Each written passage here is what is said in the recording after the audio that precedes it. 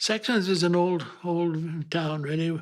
It was a thriving town at one time. We had 3 grocery stores, we had a clothing store, we had 3 implement dealers, and consequently, it just started to dwindle and move to the bigger center. So, kind of sad, really, but I guess that's progress.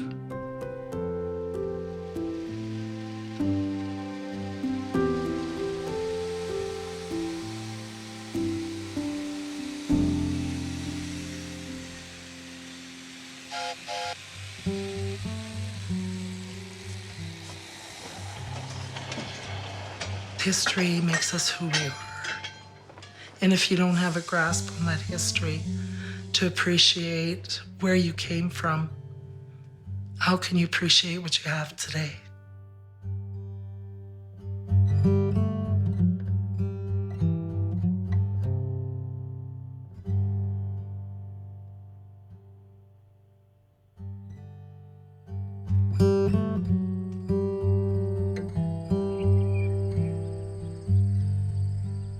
Farming, rural roots are a big part of Canada. If you take that away, I don't think you can even tell the story of how this community, this part of the country, came to be. Piece of our country is a pretty unique place on the globe. Herman Trelly from Wembley, Alberta, began to establish records for the production of his grain. Well, that made this piece of country very, very unique. So that is why something like grain elevators are so important to interpreting the history of the Peace River country. This is how it became famous.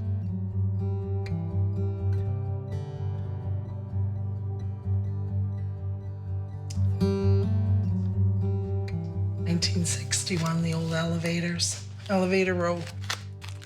It was the grain capital of the British Empire. It is how this community was built. I saw an article in the newspaper that the town of Sexsmith was looking to possibly demolish the last standing grain elevator in Sexsmith, which broke my heart because it stands for how this community was built. When Sexsmith had as many as 9 grain elevators, the population of the town wasn't even 500 people. It's just that it's the center of a vast grain-growing area. The elevators were the nucleus of the town, pretty well. The elevators here were the main things for business. Well, the farmers would bring the grain into the elevators, and when they got their checks for the grain, they would support by buying locally at the Sexsmith grocery store, the hardware store, which gave the community the funding needed to sustain and grow.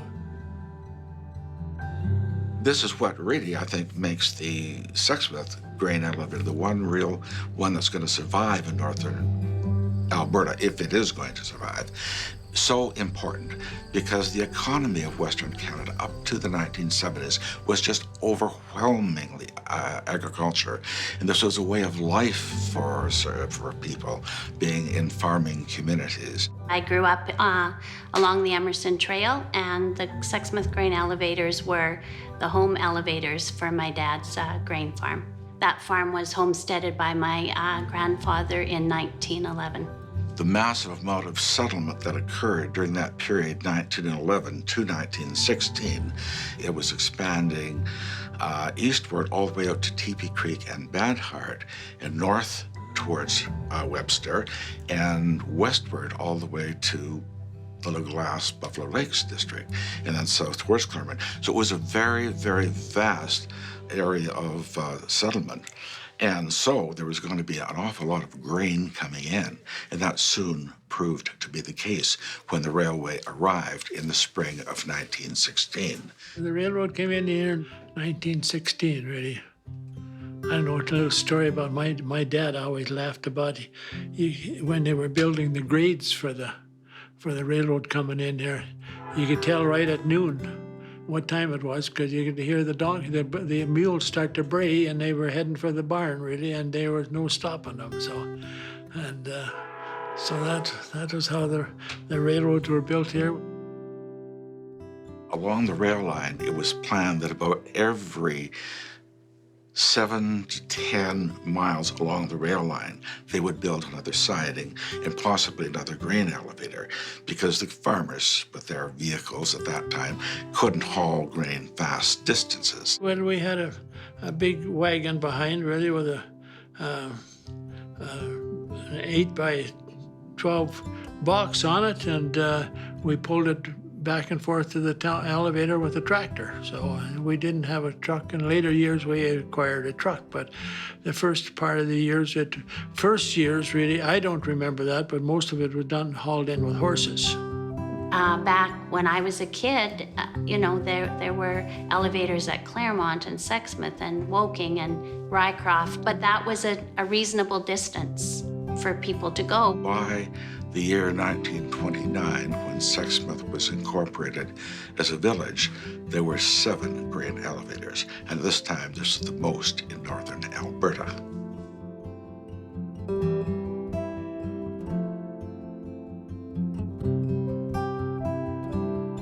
I think growing up on a family farm is a lovely opportunity to, work together as a family. It was just such a pure life. It wasn't an easy life. We were busy all the time. Families stuck together, worked together. You're innovative on the farm because you had to learn how to do stuff. So we did learn to, run equipment and be part of the team. You were part of the business, even from the time you were a little kid. I have lots of memories of going there with my dad, and we would jump in the truck and we'd be safely on our way. My dad and I would have lots of time to chat. He was a busy guy, so I'd ride along, and it was like a special, 25 minutes or so for us. The elevator agents, they were involved a lot with families and the handshake and the spoken words, and they really had good relationships. I think they were friends too, not just business. It wasn't just a business deal, there were friendships there too. One of the elevator agents that I knew well was Alf Milke, and Alf and his wife May still live in Sexsmith, and I get to bump into them on occasion. And Alf's, he seems like today he's just like the guy he was then. Alfred Milke, commonly went by the name Alf for the last 60 years or better. Got transferred to Sexsmith in 1970, and I believe I retired in 95. When we would arrive at the elevator, there was this ramp, and Dad would put it in gear, and up we'd climb, and these big doors would be open, and it seemed like the truck was kind of going back and forth, and you'd go, is he gonna get it in there? You drove on the scale, you got weighed, grain was tested for moisture, a grade agreed on, and then dumped and elevated into a bin. As the grain poured out, usually the elevator agent or maybe my dad, I remember they'd stick their hand in and grab some and, kind of feel it, and the elevator agent would give my dad the nod of, and that was gold to him. That was the fruits of his labor pouring out there. And if it was a good quality, or if the elevator agent had a smile on his face, I feel for my dad, that was like great. We would immediately issue him a check, and with that he'd go downtown to the bank, to wherever he had to make a payment or whatever. And that was the end of that load of grain. That grain elevator was that was our bread and butter, really. That's where we go and see if we could get a load of grain in, and we bring it in, and that was our payday. It definitely had a bearing on every small town. When you stop and think of it, that was probably the major source of income for all the people that lived in the area. We were putting food on the table, not just for our own family, but through growing grain, you are providing food for the whole world. These people were a community. They visited together, they worked together, they helped each other finish farming when one wasn't done. That's the way life was. We took care of each other. I think now we're in a much faster paced life. Things changed a lot. In Sexsmith, there were 6 elevators, 6 managers and helpers. And they slowly dwindled down as the companies bought each other out. When we started working in there, if you acquired 100,000 bushels a year, you had a pretty big elevator plant. And by the time we left, if you didn't do 1 million or better, your job was in jeopardy. I think we were running about 1.75 million bushels, which was not a bad handling for a small plant. But then the terminals started getting built in Rycroft and the one here just outside of Sexsmith. By the time the 70s come along, the communications are so good, roads are being paved, and truckers are trucking grain, are able to truck grain longer stretches. It's more economical for the grain companies. Remember, these grain elevators are all wood frame, and they're so vulnerable to fires. In fact, between 1959 and 62, there were 3 elevators in Sexsmith alone that went up in flames. So you have the evolution of these vast concrete elevators, more efficient to operate. The farmers have to take a longer time, and it's more costly for them to haul the grain that far. But this is from the 70s onward, the trend. As a result, the smaller elevators, especially when they get a little older, they just were not being used much anymore, and they gradually began to disappear from the skyline. I don't know, it's progress, I guess. The personal dealings went out of it. I think it went out in all the businesses, the banks, everything. The customer was just a number. He was looked at something to be made a profit from rather than to provide a service for. You can see here that the elevators are starting to disappear on Main Street.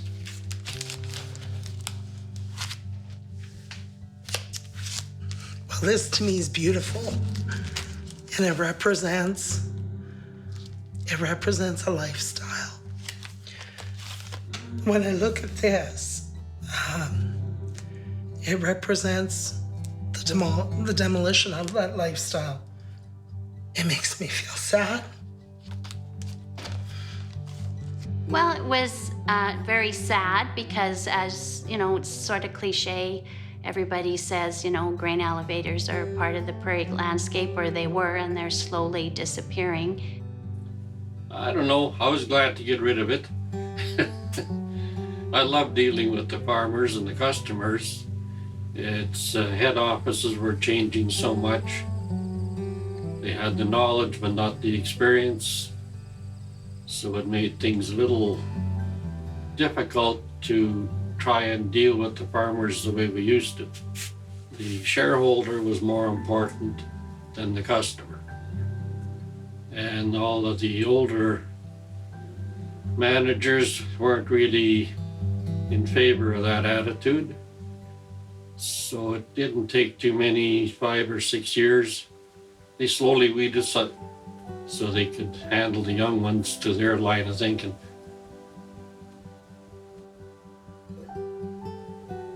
So it made retirement easy.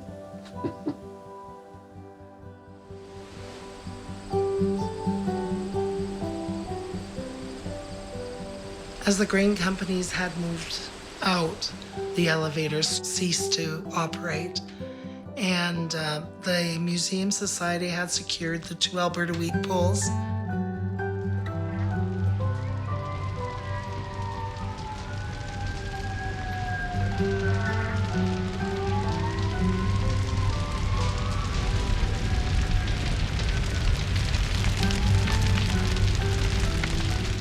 probably the wildest fire we're all ever gonna see in our life. Yeah. Just massive. Nothing comes close. It happened on a Tuesday night. Tuesday nights are our practice nights, so we all show up there around 7 o'clock. A lot of us show up there earlier just to kind of hang out before practice comes in. That night, him and I actually decided to go for supper, had some food, brought it back. We were actually talking about how it smelled like fire outside, and 20 minutes later, tones went off for the call. So when we got toned out, DK and I were in the ladder. So when we drove past, we could see fire on the inside, but the entire outside was still standing. By the time we did our turn and tagged the hydrant, the entire outside was on fire. So it was just that quick. There was not much we could save. So we tried to put it out, and then our efforts quickly changed to save the other grain elevator and the train station. One thing you'll hear about throughout Western Canada about grain elevators and their being so susceptible to fires, you never hear any story about a fire breaking out in a grain elevator and the fire department coming and putting it out. Once it starts, it goes whoosh. We try to save everything we can. There is a point where it becomes too great of a loss, and you have to start worrying about the surrounding, so the other grain elevator. So there was a point when we tried to save that elevator, it got kiboshed, and our efforts went to saving the other fire. So we actually, instead of putting water on, or a lot of water on the one fire, you put a couple more hand lines on the standing one that isn't burnt, and you're trying to cool off that side so it doesn't catch on fire. Wow, look at the sparks.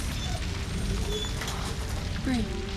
What about all the other houses here? There was many fires with grain elevators throughout the province of Alberta, and not one of the fires burnt down any buildings within the town because the elevators were built within a certain proximity towards the core so that if they did catch fire, they wouldn't hurt the town. Elevators put along the rail lines were themselves to be set apart so far, so many yards away from the downtown center. You have many stories and many instances of a downtown fire breaking out in which one building will spread, the fire will spread to another building, and so on. And you have many stories of grain elevator fires breaking out, but we never have discovered a single instance of a Prairie grain elevator breaking out in fire and burning down, affecting a community. The entire town was covered in soot and ash. We had big chunks of wood falling down like ash all around the city. Reports of it on the highway as well. Baseball-sized chunks of ash landing by the highway, which is, a good half a kilometer away yet, so. An empty elevator burns much faster than a full elevator. It creates a lot more intense heat, burns faster, and the cinders fly further. We're about 5 blocks from it. And there was cinders laying in the lawn here, and some were putting 6 inches across. We took a ladder and a crew of other firefighters, and we went around to the buildings close along Main Street there and just checked the roofs. It was all good because there was a good layer of snow on the top there. But yeah, if it had been in the spring or the summer or the fall, it would have been a lot worse. Yeah. At the beginning, we were on a 65, just trying to put out the fire on the west side. So with a 65, putting it out, wasn't able to do much. At some point, they have a dryer connected to the elevator. It's a great big tin building, as it were. It dries all the grain as it comes through. So that actually collapsed on us, and we had to bail out of there. I ended up grabbing his shoulder, also throwing him into a ditch to get him out of the way. I was walking through water like up to my waist. That's how much we were just hitting this thing with water. I was 200 feet away on the train station, just on maintaining it, trying to stop the flames from lighting that building up. And when the building collapsed and the wave of heat shot out from the top part of the elevator collapsing into the lower part, it actually burned the Canadian flag emblem off of my turnout gear on the side, so melted it.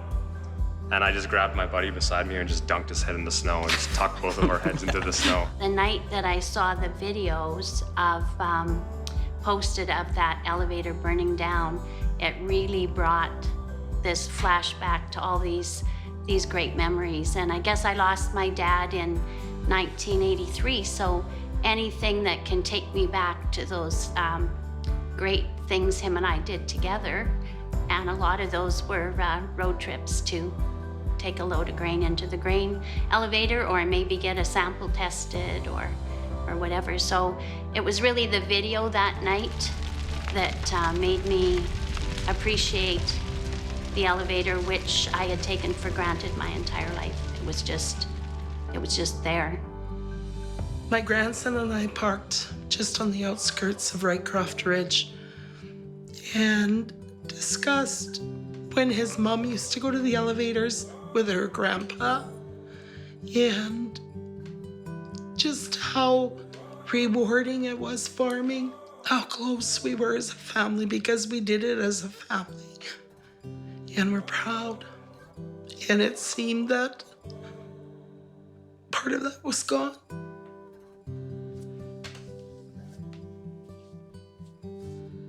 I don't know where it's gonna end up, but I don't wanna lose the history. And that's why I think preserving the grain elevator is where our story, part of our story, will be told. I don't know if people say you're hanging on to something that isn't viable anymore, but to me it is very viable. It's about who we are. There's been some feedback on the elevator. People saying you will never get enough money to build it, so to fix it. Generally, I think the negativity would just be cost. Maintenance has gotten so expensive. I believe when they used to come and paint the elevator, the cost was somewhere in the $25,000 to $30,000. Whereas now that won't even hardly pay for the paint. Flo has proven them wrong, so she has collected a lot so far, and it's just getting nicely started. So We put together a raffle and had a raffle and a quad last year to raise funds for it. We also sent out letters to the community and specific people for donations towards the preservation. So you don't want to spend all this money and then it go up in flames. But others have been preserved. I mean, there has to be ways to do it. I think there's always going to be a hazard. It's an old building. It's an old grain elevator at that. All that dust, it all settles over the years. Once that starts going up, it can light up real quick. There's not a whole lot you can do about it when it actually goes up. So by that point, it's all luck by that point. One of the preservation plans is to remove the dust. Now, because the windows are knocked out at the present time, there's air circulation in there. Would a dust fire start? Chances are very minimal for this elevator that's left. If they can do things like, put in smoke detectors that are connected to an alarm system, secure the building so people don't go into it. I think people are just scared that this one's going to go down again, so they're reacting to what already happened, not what we're doing to make it so it doesn't happen again. From a firefighter standpoint, I would have liked to see it demolished, but as a member of the community, I love the history behind it and I love the historical meaning of the grain elevator, so that part overrides it for me. I would rather see the building stay there over time and put money into it or whatever it takes to keep it there. I feel that it's important that the Sexsmith Grain Elevator still exists. I'm sure you can Google elevators and find out everything that you ever wanted to know, and they probably wouldn't have to preserve any. But really, it's people experiencing by going into buildings and talking to people and reading life stories.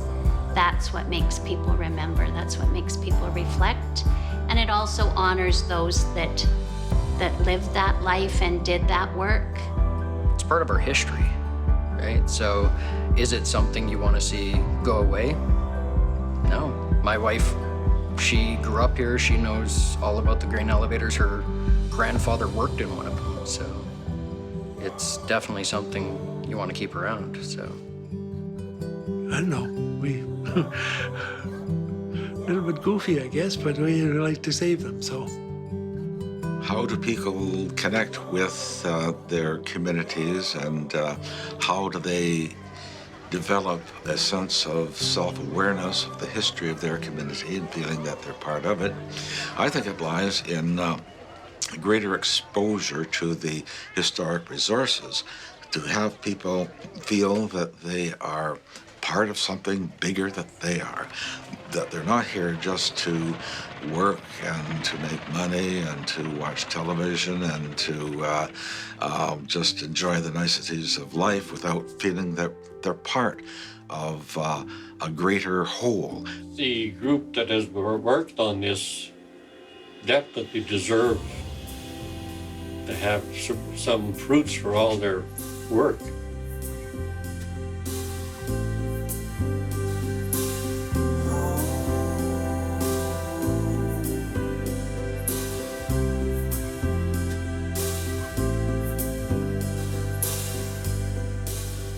There's an old saying going on that any community that loses its sense of its own history is like a person that's lost its own memory. If you don't know where you've come from, how could you possibly know where you're going towards? You know, we're proud of our old buildings and